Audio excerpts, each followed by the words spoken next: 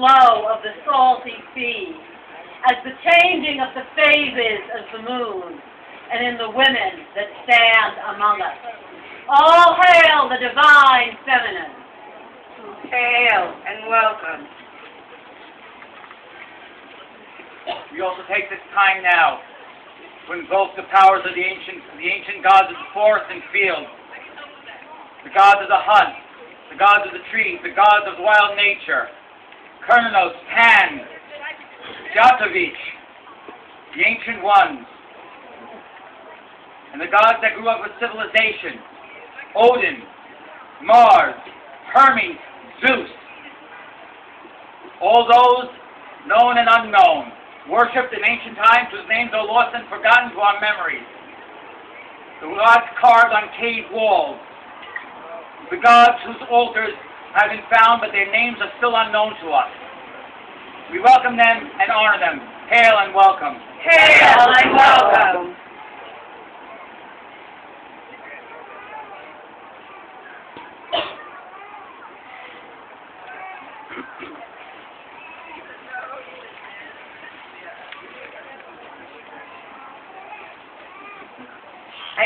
I ask you each now to look within yourself and to call those ancestors of your own blood to be here with us today. Look within yourself and call the ancestors of your own spirit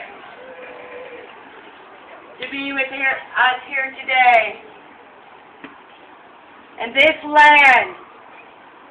land of Augusta, in the state of Georgia, once held peoples that did not consider themselves Americans. We call their spirits here today. And those ancestors who came here and settled this land, what we now know Georgia, we call them here today. Ancestors of blood, ancestors of spirit, and ancestors of this land. Join us. Hail and welcome. Hail and welcome. Pagan Pride is international, and our newest country to be added to the list of organizations that have a Pagan Pride event is the Philippines. They have been hard hit by the floods in Manila, and they are asking for our energy and support. And so today, we light this candle for our fellow pagans who are underwater in the Philippines. And in the past few days, there has been even worse disaster in Indonesia, with more storms and flooding and horrendous loss of life. There were recent floods in Atlanta. We realize the earth is exerting her power in ways that many people had not realized. And we hope that through our pagan past, we can work to find a better relationship with the earth. But we also light this candle in honor of all those affected by the recent tragedies. This is harvest time. Perhaps if we were all in an agricultural lifestyle, we'd be bringing in our crops.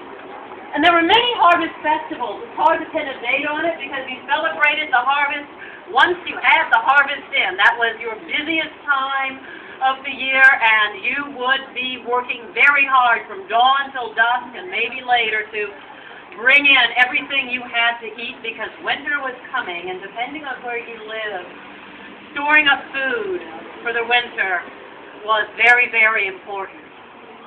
Most of us do not have that same connection with the land that our ancestors had. Many of us do. Many of us still have farms and gardens, but not all of us do. And even those of us who buy our food mostly from a supermarket, we're learning to be organic thanks to people like Naomi Frost Hewitt. But we also see the harvest as a metaphor for our lives. And what have we wanted to bring in to our lives?